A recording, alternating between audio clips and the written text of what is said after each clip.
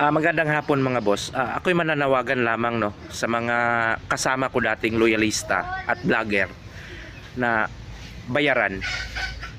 Hanggang kailan hanggang kailan ninyo makakain ang prinsipyo ng ganyan? At hanggang saan kayo dadalhin ng inyong konsensya? Ako, pagod na ako, kaya itinigil ko na ang pagiging Marcos loyalist at Marcos defenders.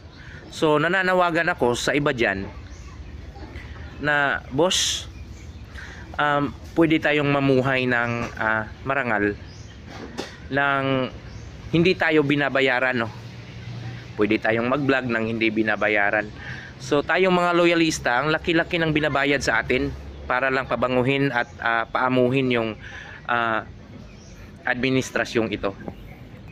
So sana maunawaan nyo yan mga boss, na hindi sa lahat ng bagay ay kaya tayong paikuti ng pera. So bilang loyalista na bayaran dati, hindi ko na tinanggap yung bayad na pang Disyembre sana. So hindi ko na yung tinanggap kasi nga ayoko na. So yun lang mga boss, sa mga kasamahan ko dati, kayo na ang bahala kung hanggang kailan kayo kakainin ng konsensya ninyo. Magandang hapon mga boss. Ako'y